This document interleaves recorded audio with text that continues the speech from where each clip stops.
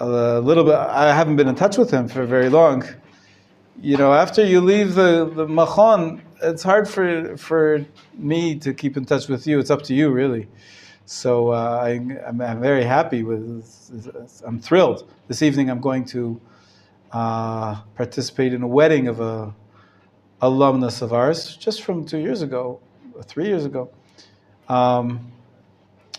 And he's getting married tonight. I'll be reciting one of the brachot under the chuppah. It's an honor. And the biggest honor is that he kept in touch. And then he invited me. But it shouldn't be just invitation for weddings. It should be, tell me what's going on in your life. And if you have issues, then I'm happy to help. And if I can. Anyways, this fellow who turned to me asked for some help because he realized that his marriage was on the rocks. And I gave him some tips. But a little bit shockingly, he said that he came to a realization. And why does he think he saved his marriage? Because he had this realization and this understanding, which unfortunately he didn't have when he got married. And the way I understood it, of course, this is not a long, a counseling session, but the way he told it to me is that he didn't realize how much attention he has to give to his wife. He was busy with his work, he was busy with his studies, and she was really hurt to her core.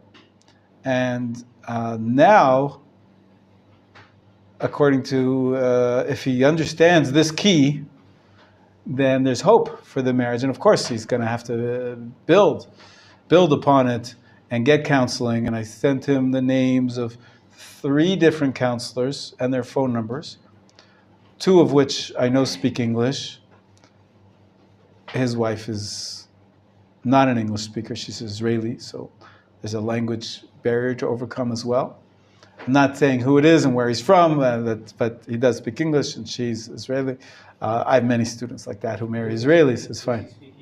He does, but a rudimentary Hebrew sometimes doesn't work well enough to actually really express yourself. And to have a good relationship, as we've been talking about, really means to be open with each other and to, have deep conversations. And so it's a barrier. I'm not saying it's impossible. Many, many students we've had who don't speak any Hebrew and they got married to women who speak Hebrew. Usually they have to speak some English, but it's a barrier to overcome because you have to be able to express yourself, both to understand and to speak. And so that's one barrier, but you have to overcome it. If there's a will, there's a way. In most cases, here it wasn't just an issue of language; it was a question of attitude, and he didn't really have the right attitude. And as I've been telling you, this is a marriage, is a relationship that you have to invest in. And then he started to say to me, but now I understand. You have to buy her a gift every once in a while. You have to make dinner. I'm saying, I'm a little scared by what you're saying. Those are tools. That's not the essence. The essence, he was right. The essence is give attention to the other. And you have to build that relationship and understanding and caring. I heard a beautiful definition once by, I think it was Rabbi Weinberg, not myself. And the question, of course, is what is love? We've been talking about v'ahavta l'reacha kamocha. You should love your neighbor as yourself, love your friend as yourself, right? And we said that's the mitzvah that you can fulfill in marriage more so than in any other relationship. Doesn't mean your neighbor, right? Your neighbor, the guy who lives next door. Your wife. You should love your wife as yourself. What does love mean? And of course, this is the question that's been entertained by poets and philosophers, not from time immemorial, from the times of Shir Shirim, what is love, to all the way to every other pop song is about love, right? So what is the definition of love? What does it mean? It's kind of hard to define. Some would say that love is undefinable. Is it merely an emotion? Is it a thought process? So I heard once this definition from Rabbi Weinberg. But maybe you guys want to give a stab at it? Reuben is here waiting to teach us. Well, no, I don't know about that. But I've learned from experience. Yes. How many years are you married, Reuven? Baruch Hashem, we got married in 2005, so 17. Yeah. Amazing. We got married 28 years ago. And we're actually, tomorrow night, we're going to celebrate our anniversary. It actually was a couple weeks ago, but, it was 2 days before our son's wedding. Wow. So really, we couldn't really celebrate at the time. It was too busy. So we're going to try to celebrate tomorrow night. 28 years. And that means that I know nothing about relationships. That's nothing. 17, you're a beginner. That's true. I'm a beginner. But we can learn from beginners. Well, otherwise, I wouldn't be teaching you, right? I'm a beginner too, but we're trying. Go ahead. As a beginner, I learned from another beginner who'd been married for much longer than me that when your wife has a terrible, terrible, terrible disease, she can never be cured from it, and never wants to be cured from it. Yeah. And it's called romance. Beautiful. Not beautiful at all. That's disgusting. Why are you calling it an illness? Romance is not an illness. It's one of the highest levels of the human condition. It's not you call it a condition just, but doesn't mean it's an illness. But no, I thought you were going to say something even more basic, and that is that it's uncurable that she is a woman, and that's not an illness either. But that is very true and very insightful. In other words, we have to understand that there are some differences between men and women. Of course, you can burn me at the stake nowadays for saying such a thing. It's not PC to say that there are differences inborn maybe between men and women, but I'm sorry, that's what I believe to be true. Of course, there are many things which are taught by society as well, and it's not absolute, but I think... there are many women that have qualities of men and many men that have qualities of women. And it's a question always of percentages, of emphasis. But for the most part, I believe it's true. Most women have a certain, they are born with certain tendencies and leanings, other than, of course, the biological differences, which are hopefully clear differences between men and women, but also by nature. And I believe that there's an element of nature, not only nurture, that there are, for the most part anyways, without getting into the absolute philosophical question of nature versus nurture, I believe that it's a very helpful tool to look at it, to understand it that way, and 9 times out of 10, you'll be closer to the truth than if you try to ignore differences between men and women. And that is a very basic understanding that helps you. This is important to me. This is one of my tips to this student of mine who called me for guidance. He asked me for literature. What can I read? Because he realized he doesn't know anything about being married. And he was right. This is very basic stuff. But he asked me for literature, and he wanted rabbis and shirim to listen to. And I gave him some. I said most of the Jewish books on marriage are horrible, to tell you the truth. That's why I'm giving this lecture. That's why I'm giving this series. My brother and my sister-in-law both told me that independently. On the basis in reality. Not all of them, but I did give him a series. There's a rabbi who teaches about relationships. It's called Rabbi Mannis Friedman. Have you heard of him? He has some good stuff, and there's a YouTube channel. He's got I think 40 books or something. I just found out recently, you know who his brother is? You might have heard of his brother, Avram Fried, the singer. He changed his name from Friedman to Fried to make it more poppy and acceptable as a stage name. But Avram Fried is the brother of Rabbi Mannis Friedman. They're both, Chabad Hasidim. There's no Rabbi on here today. I'm sorry. I saw him today. I will. Somebody Okay, I'll stop for a minute. And you want to continue, Reuven, what you were saying, and then I'll take care of Ravid's question. Sorry. You were talking about the language barrier between the couple. It reminds me, I think it's in Gemara. Isn't there a story about there was a couple that was married where there was a language barrier and a Jewish lady, and it was Aramaic versus Hebrew, and she did whatever her husband told her to do, and so she was told to go spit on the face of Rabbi, one of the rabbis, and she goes there. She's very embarrassed to do that, but she does it anyways. And he gives her a bracha for a son. She has a son. Does that? Yes. I've heard that midrash. Yes, I've learned it before. Has to be understood properly. What's the spitting? What's going on there? It's a fascinating midrash. But how are you relating it to our question? Well, the language barrier of the couple that you're talking about. Ah, I see. Okay. It triggered that. No, I think it was much more than a language barrier over there. I think there was some. They needed some couples counseling over there in that story.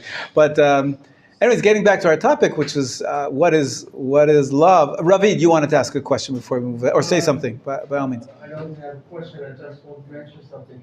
In my opinion, there is no guarantee for a good marriage. Right, it's very hard to say. You read this book and everything will be fine. No, impossible. You need to work for this all the time. Correct. You're married for 2 years or for 50 years, it doesn't matter. That's true. Very well. Good point. Sometimes we come to a point we need to make a decision.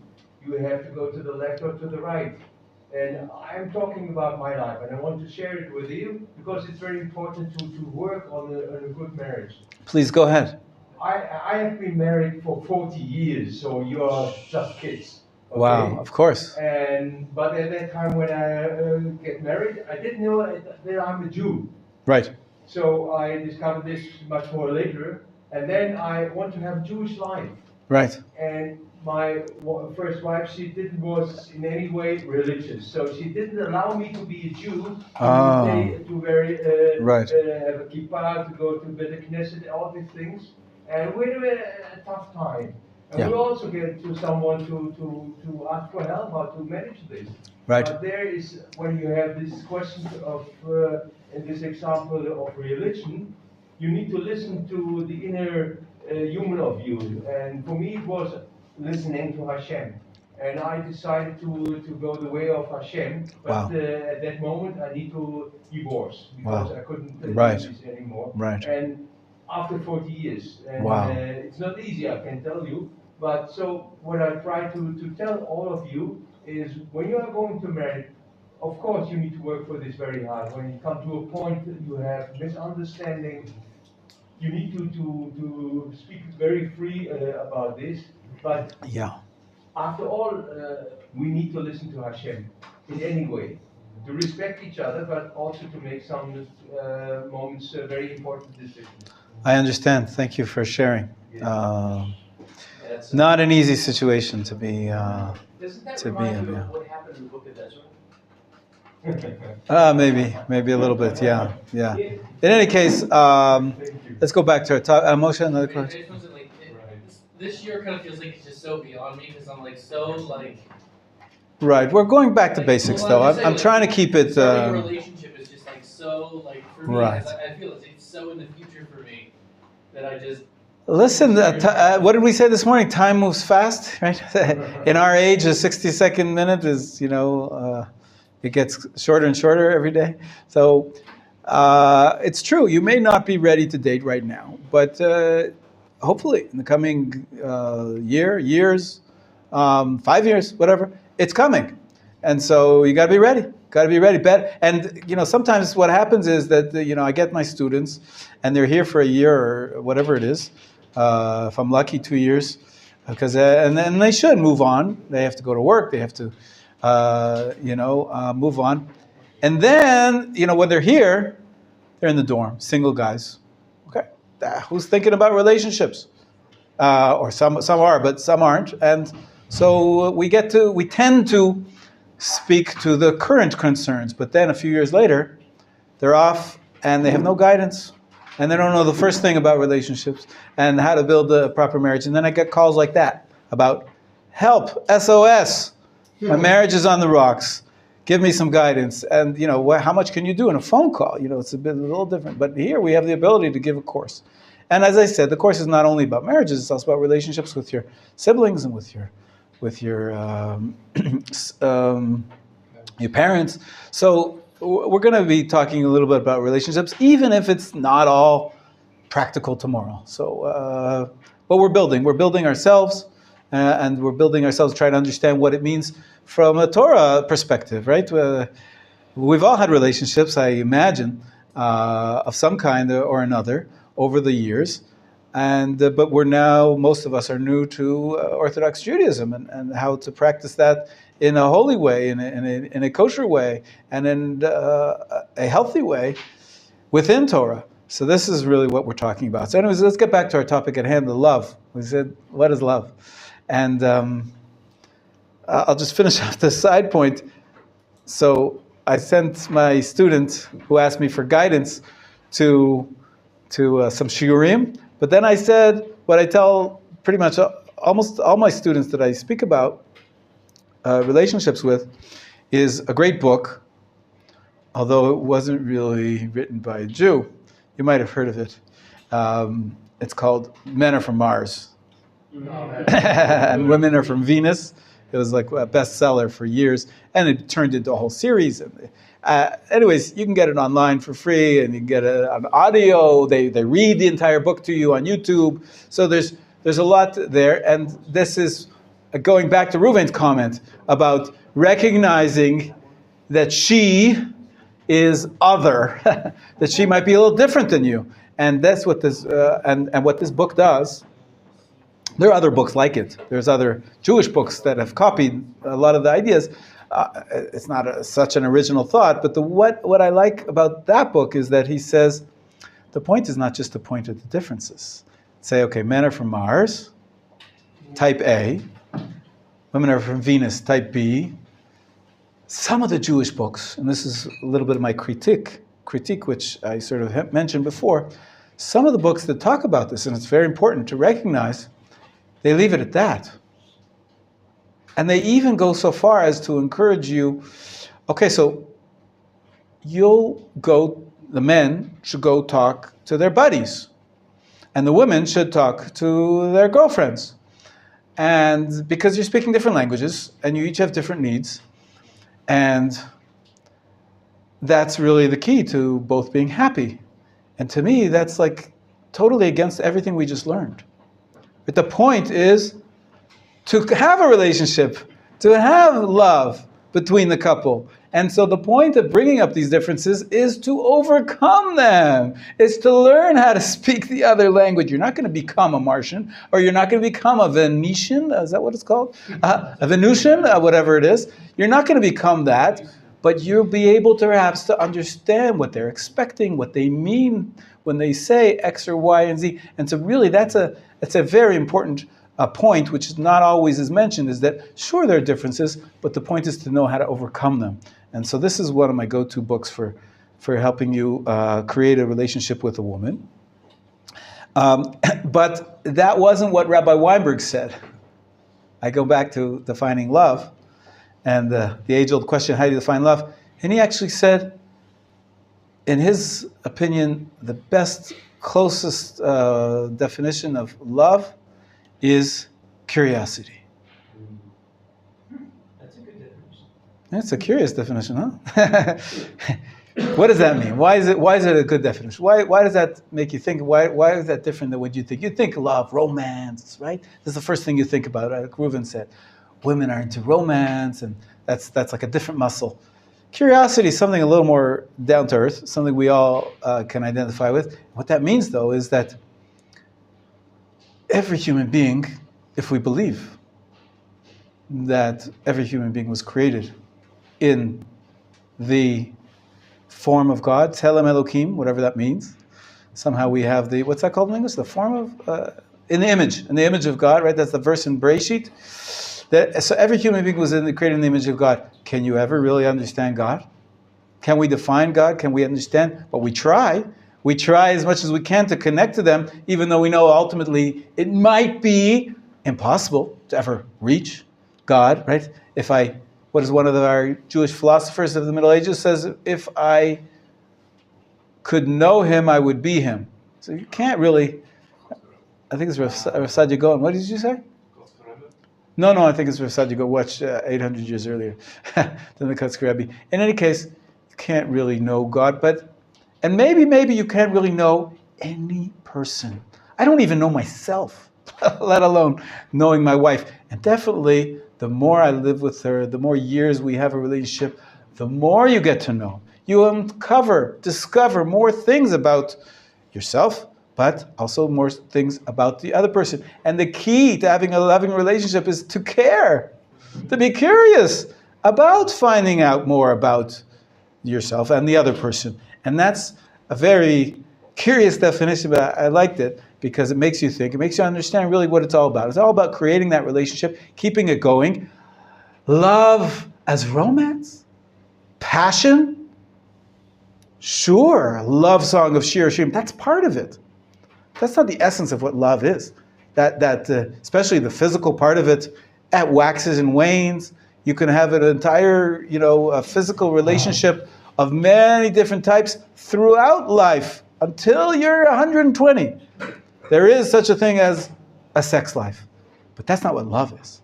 Love is much larger than that. Love is this sort of unspoken relationship. It's that you can't put your finger on, but it's a relationship between two people that are trying to connect through curiosity, understanding each other, and getting to know each other better. And this is a little bit of a definition that I liked. Take more questions, yeah. I know you acknowledge you'll take things to extremes, but at the risk of doing so, isn't that what Torah study is? You're really close to me, man. Watch out. Isn't that what Torah study is about? Also, that metaphor is used. Our curiosity Trying to study Torah more and more. Absolutely. Absolutely. That's right. You know the children. You know the metaphor. Children. They interrupt sometimes parents, and they're trying to but they enhance. Ultimately, they enhance. What was I going to say? The metaphor for the love between God and the Jewish people, we use for Torah also. The metaphor for Torah, for receiving the Torah, is one of love and marriage. Right? It says in the Mishnah that the day of the receiving of the Torah is called the day of the chuppah, the day of marriage.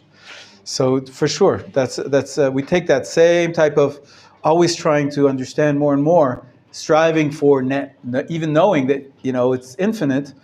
We take that and we pair. There's three parallels. There's a relationship between a man and woman, and every friend, a relationship of between man and man, between man and the Torah, and ultimately between man and God. Yes, Moshe. There's a similar relationship with Shabbos. I mean, what's probably the most. If that's what love means, then with everything that you love, Apart from Kabbalah Shabbat, That's right. Yafeh. Reuven. So I've got a question that I'm curious about. Maybe it's not so much true in Israel, but in America, it's very common to see a good girl with a bad boy. I think we have to define those two terms. Maybe. Perhaps it's only they are. Okay, have you ever? There is an issue. Sorry. Grease Lightning. The movie? Yes. Bad boy. What is it about bad boys that attracts good girls? Are they really good? They're curious. Are they really good? Interesting question. Interesting question. Sociologically, you just look at it from the outside, statistically, I think the population of the world is 52% women, so there's always going to be more women than men.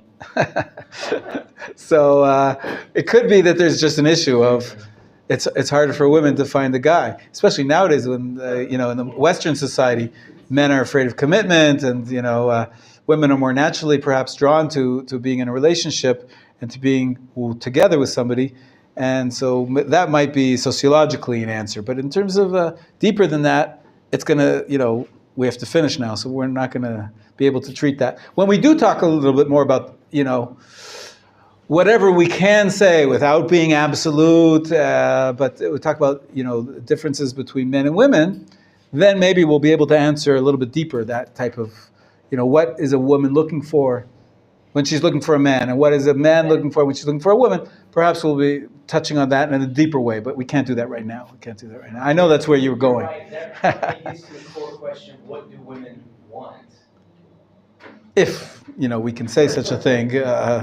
If there is, but sometimes generalizations help, even though they may not be absolutely true, right? Like we're saying, it's hard to define any of these things. You can't define love, but the few suggestions we made today are helpful. They get us a little closer to an understanding, even though it may not absolutely be true. Same thing when we're going to talk about the generalizations, about differences between, the way women talk or the way women think.